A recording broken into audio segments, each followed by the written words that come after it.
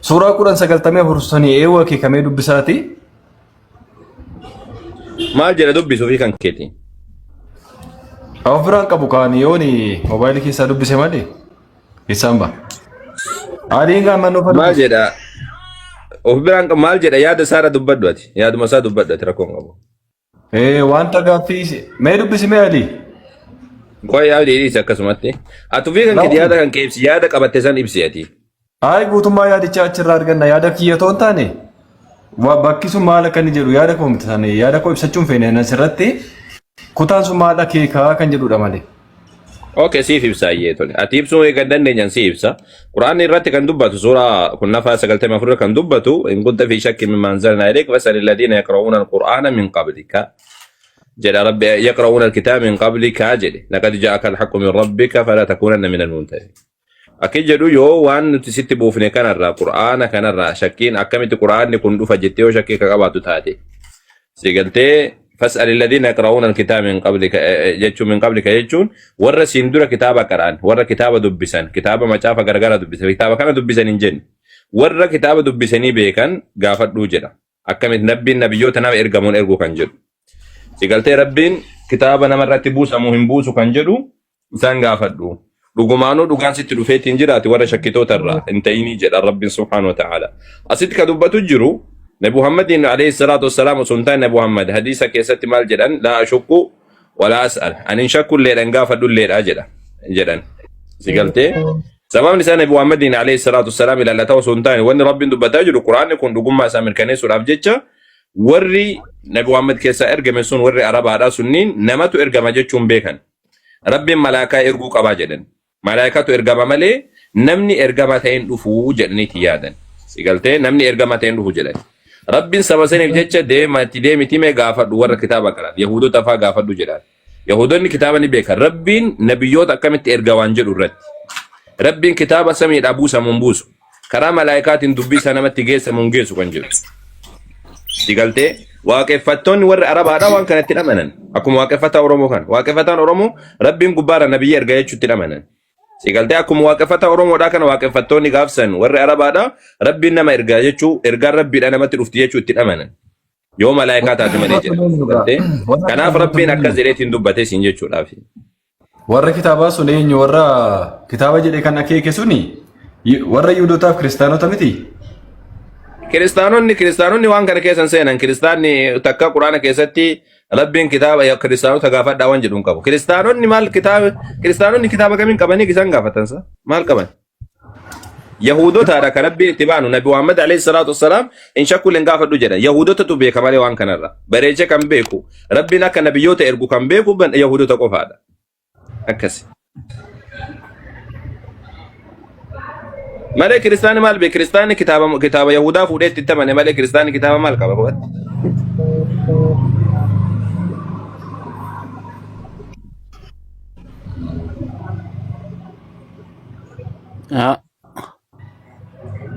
Kiristaanni yaa'u kitaaba takka quraana keessatti rabbiin subhaanahu wa ta'ala oguu dubbatu waan akkana jedhee oguu dubbatu ahla kitaaba kan jedhuun warra Yahudootaadhaa baana bakka gaafiitti jechuudha. Isaan dhugaadha ni beekan nabiyyoota akkamitti akka rabbiin ergu ni beekan. Haa kafadanillee haa nabiyyoota ajjeesanilleedha rabbiin nabiyyoota akkamitti akka erguu fi nabiyyoota akkamitti akka erguu fi dabalataanii wagguu erguu akkamitti akka dubbatu ni beekan kana bareechanii akka warra arabaa sanii dhaabite rabbiin ka dubbataanii jiru Nabi Muhammadiin yoo rabbiin shakkii qabaattee deemi gaafadhu jedhe Nabi Muhammad ammoo hin shakkuun gaafadhu jedhan Nabi Muhammad shakkanii osoo hin taane rabbiin wanni gadhaa'uu barbaadu quraanni kun dhugaa ta'uu isaati eegasanii yahudanni ammoo warri kitaaba qaraan Nabi Muhammadin kun dhugaadha jedhanii itti amanan baay'een isaaniidha akka Abdallah ibn Salaam faati beekaa Yahudaa zamana san keessa jiru keessaayi Abdallah ibn Salaam jedhanii beekaa Yahudaadhaa gaafsan jiru keessaayi inni sun amanee jira islaamummaa qabateetiin jira Rabbiin subhaanahu wa ta'ala suuraa 46 irratti waan san dubbatee jira mee baasee si dubbisa akka jarri itti amanan jechuudha akka dhugaa ta'uu isaadhaa jarri mirkaneessan suuraa 46 irratti Rabbiin dubbatee jira maal jedhaa suuraa 46 irratti الأحقاف يا الله يا الله يا الله أكنا جدا كنا فارتي مينا في ما جدا يو قرآن نكون أدوم إسين اتقافرتنو ربي براتي رقبهان ilmaan Israa'el irraa ta'e fakkaata isaa irratti ragaa bahee yoo amane isin ammoo boontan isin miidhaan hojjannee jedha. Miidhaan hojjannee isin. Kunoo saba Israa'el irraayyuu si galtee Qur'aana kanarratti ragaa bayeetiin jira. Fakkaatama kana irratti ragaa bayeetiin jira. Kunoo Qur'aanni kun Rabbi biraa dhufuu isaadha dhugaadha jedheetiin amaneetiin jira. Abdullah ibn Salaam faati. Si galtee ilmaan Israa'el keessaa fakkeenya Abdullah ibn Salaam beekaa Yahudaati. Tooraatillee dubbii dhugaati jedheetiin amana dabalataan Qur'aan dubbii dhugaati jedheetiin amana innu ragaa baheetiin jira. Maaliif isin ammoo maal kafartanii jedhan? Eenyuun Yahudotaan warra Araboota gaafsan Nabi Muhammadin mormaa turaniin jedhan.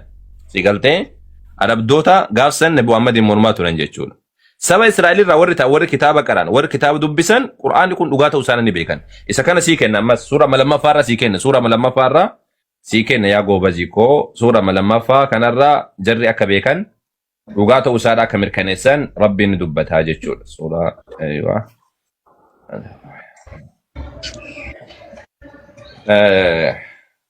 maal jedha?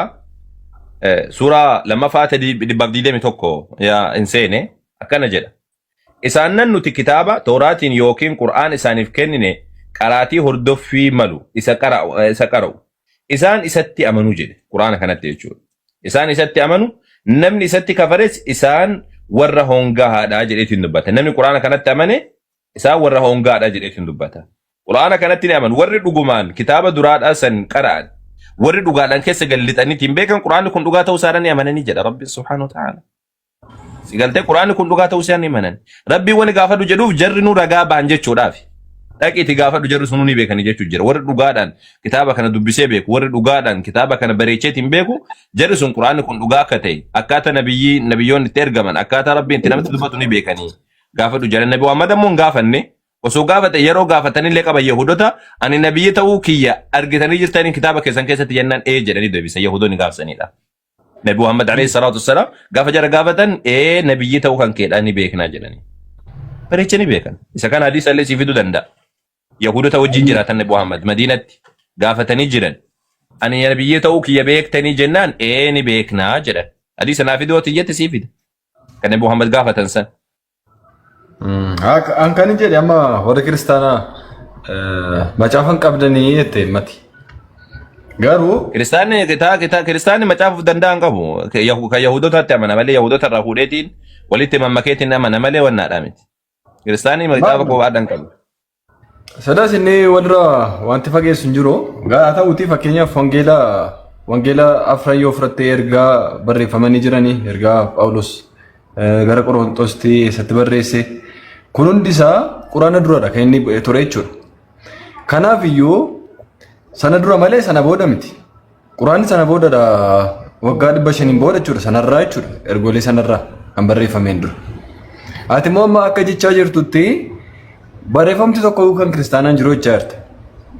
Kutaan amma 1094 jiru suuraa 1094 jiru immoo warra kitaaba warra duraanii sanarraa gaafadhaa jechaa jira. Sun immoo jira.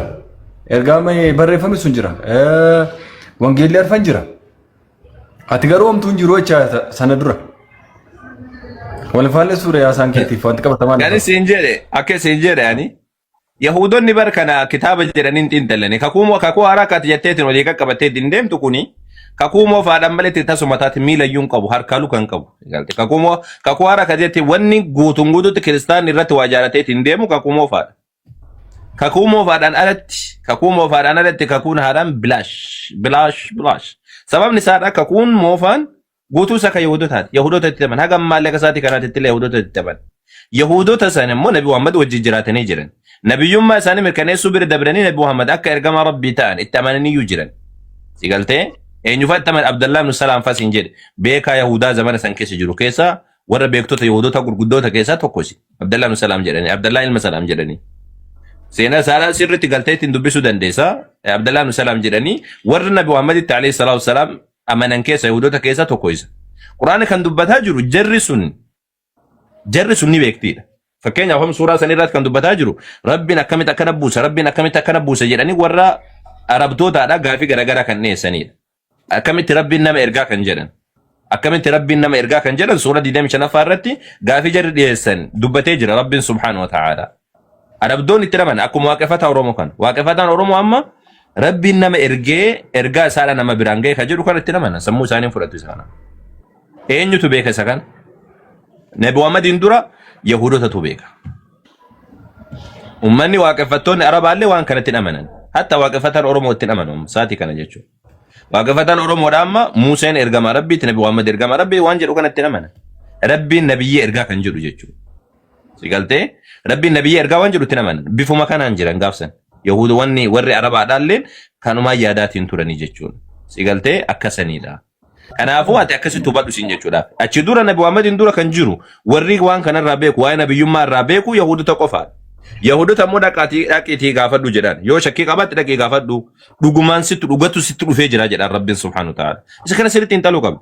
Rabbiin dhugatu sitti dhufee jira ati hin shakkiin jedhan. Nabi Muhammad hin shakkine ani hin shakkullee hin gaafadhullee jedhan. Sahii waan tafsiira Ibnu Kasiir keessa jira inni kun. Hin shakkulleedha hin gaafadhulleedha jedhan. Nabi Muhammad shakkaniitii miti. Wanni irra caalatti Rabbiin Nabi Muhammad hin dubbatu nuun dubbachuu isaati. Yoo shakka shikkitan taate nabiyyii ergamu Rabbiin hin ergu. Karaa kamiin nabiyyoota dubbataa yoo ka shakkitan dhaqaati jala gaafadhaa jedhan. Suuraa 20 tokkoffaa irratti illee waan kana Rabbiin dubbatee jira. Suuraa 20 tokkoffaa irratti illee fas'aluu ahla dhikri jedhaan. Warra beekumsa qaban dhaqaa gaafadhaa jedhaan. Eenyuun jedhaa warra Nabi Muhammadiin morman saniin jechuu jira jechuudha. Dhaqaatii gaafadhaa jedheen akkasii dubbataa siin jechuudha. Ayyee tole. Hin bu'eessa. Allahu akbar, Allahu akbar, Allahu akbar. Okay. Arabilaasha kan jedhu ragaanaa laachuu dandeessu. Kakumoo maa kun beekamaadha. Kakumoo faa malee kakuun haaraani uf danda'aadha miti. Ragaan barbaade. Ragaa maal barbaadde? Kakuun arabilaasha kan jedhu.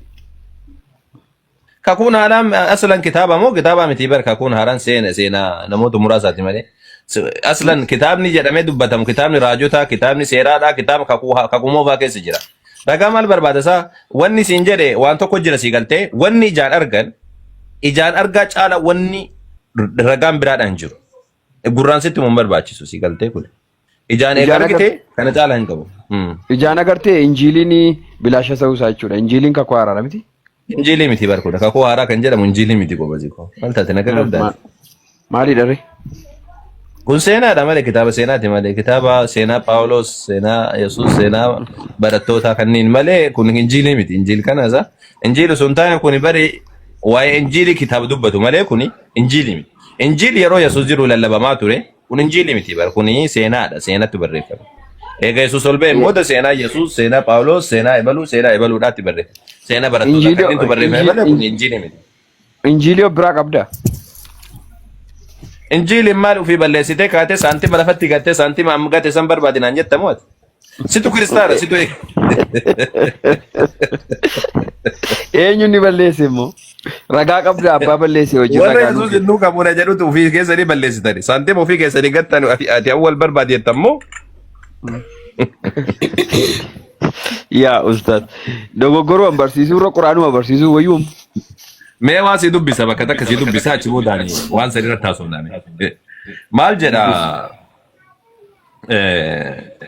jedha wanna irratti teessu Maarqos si dubbisame. Maarqos jechuun kitaabni dura barreeffame illee Maarqos waan ta'eef. Maarqos boqonnaa tokko lakkoofsa 15 14 irratti si dubbisa. Maal jedha erga Yohaannis mana hidhaatti galfamee booddee Yesuus wangeela Waaqaa lallabaa Galiilaa seenee jedha. Maaltu badire? Wangeelli Yesuus lallabaatiin Galiilaa seene suni wangeela amma barreeffamee jiru kan amma kakuu haaraa jedhamu kan ammoo kan biraati. Baazewee Yesuus ofuma isaatii wangeelaa bare caaffata qulqullaa harkatti qabatee miti kan inni adeemaa ture. La dubbiin kun kan inni lallabaa ture kun maal lallabaa ture? Kitaaba amma barreeffamee jiru kan ammoo kan biraa lallabaa ture. Aha kan biraa maaltu jira ree jechuun wantoota hedduu lallabuu danda'a baazewee jechoonni inni lallabaa ture hundi isaa barreeffamuu dhiisuu danda'u maaliif hedduu waan ta'eef waaqni kuniif lafti kuniyyuu gahuu dhiisuu danda'a si galee yoo hin barreessina jennee waraqataan jechuudha garuu isaan keessaa bartoonni yeroo duukaa deemaa turan dubbii sagalee isaatii keessaa wantoota dhagaan hunda isaa dubbii sagalee isaa wanta ni dubbataa ture muraasa barreessaniiru. Kan inni lallabaa ture kuni wangeelota amma barreeffamee jiru moo kan biraatis hin jedhe gabaabaadha gaafni. Kan inni lallabaa ture wangeelonni amma afran jiru kun guutuun Yesuus as barreeffame. Kan eenyullee mormu.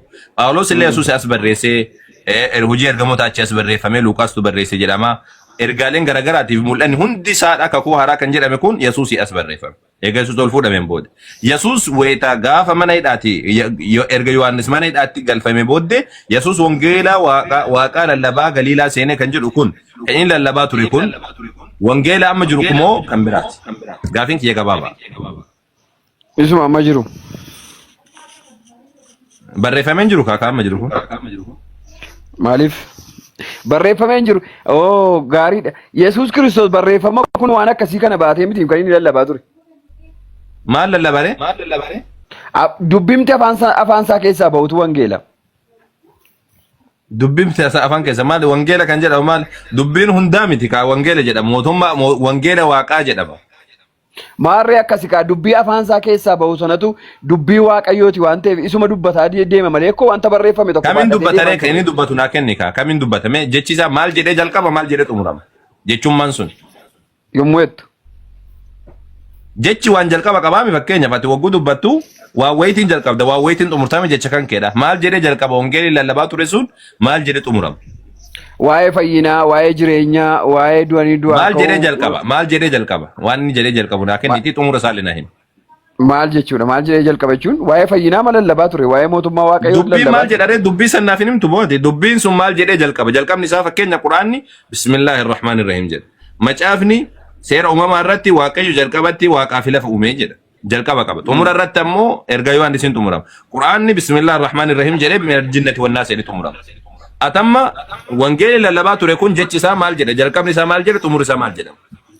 Akka Quraanaatti wanti caafamee akka jalqaba kana jedhee dhumarratti immoo kana jedhee wanti jedhamu tokko hin jiru. Lakki caafamu haa baatu dubbima haa ta'u dubbiin sun maal jedhama. Nabi Muhammad iyyuu bar dubbima dubbatani. Quraanni bifa barreeffamaatii miti barka uummatatti gahe jecha bar Quraan.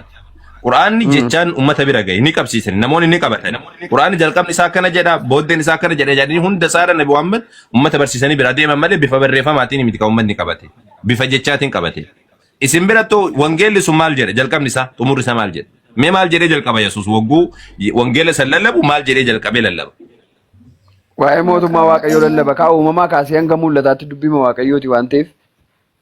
Maqaa waaqayyoo abbaa. Maal taate sana gaame bayyaan.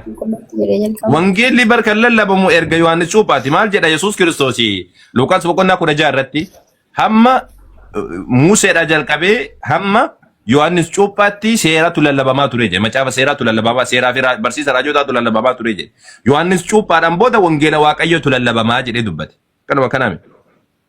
Wangeela kan jedhame seera eega Yohaannis cuuphaa booda waan lallabame wangeela jedhama akka macaafaatti.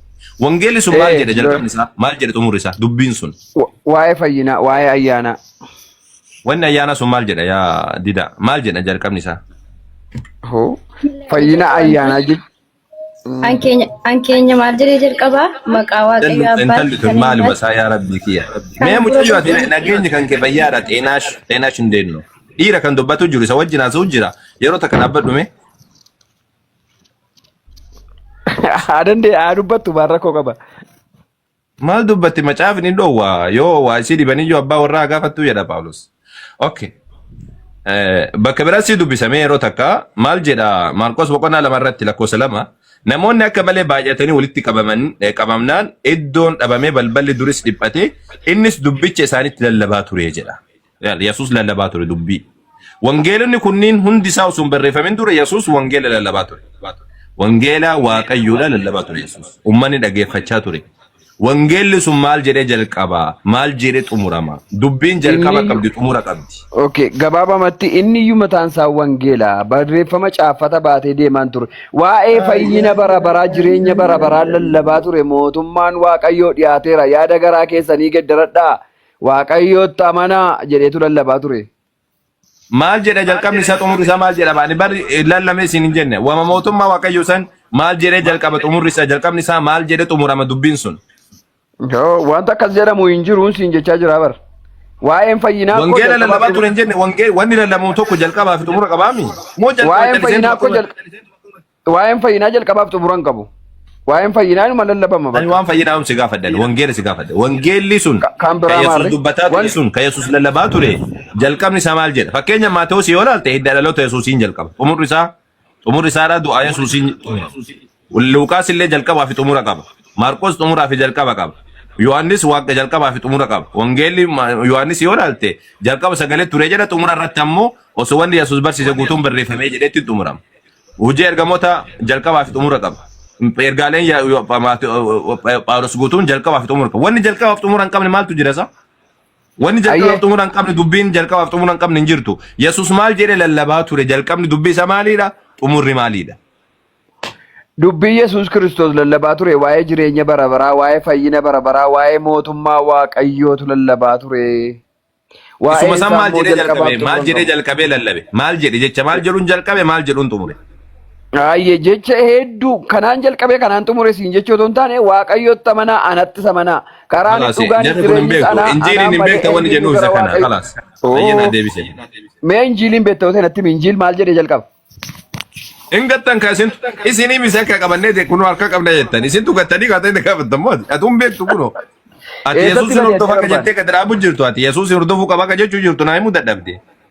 Maafi siimaan jiraam na fudhachuu itti maleeti akka quraanaa koo bismillahirrahmaanirrahiim jedhee jalqaba miti bara. Mootummaa Waaqayyoo dhiyaateera yaada garaa keessanii geddaradhaa. Wangeelatti amanaa Waaqayyootti amanaa anatti amanaa karaan dhugaan jireenyi ana malee hin jiru jedhee lallabaa ture inni. Suni bar karaan dhugaan jireenyi kan jedhe gaafa xumuraati. Gaafa guyyaa xumuraadha Yohaannis boqonnaa 14 irraa haga boqonnaa 17tti dhaamsa baay'ee dhaammatee Yesuus. Dhaamsa baay'ee dubbatee Yesuus gaafsan. Boqonnaa 13 irratti Yesuus Yohaannis boqonnaa 13 irratti barattoota wajjin taa'ee miira dhiqee fi achi boodaan guyyaadhuma san qabame guyyaa san taa'ee barattoota wajjin haasa'e. Boqonnaa 13 xumuraadha jalqabdee haga boqonnaa 17tti dubbii guyyaa tokkichaati. Dubbii guyyaa tokkichaati. Suniyyuu ama jalqaba qabdi laata. Suniyyuu jalqaba qabdi xumura qabdi. Atamma wangeela gaafa Yesuus barattoonni itti hidhamanin dura wangeela inni lallabaa ture naaf himuu dadhabe. Ayyadis bira dabre. Akka hundattuu bira dabre amma waan biraadha haasofna waan biraadha gaafii biraa yoo qabaatte gaafii biraa gaafadhu anatu gaafii si gaafata yookaan. Gaafadhu rakkoon qabu. Kiristaana ati kiristaanaadha saa maqaa kiristaana jedhu kanatti amantaati. Maaliif itti amantaa maqaa kiristaana jedhu? Eenyu si moggaase? Maqaa kiristaana jedhu kana bartootatu Anxooqiyaatti yeroo jalqabaatiif walitti qabamanii achitti kiristaanummaadhaan jedhanii moggaasanii garuu ani duuka bu'u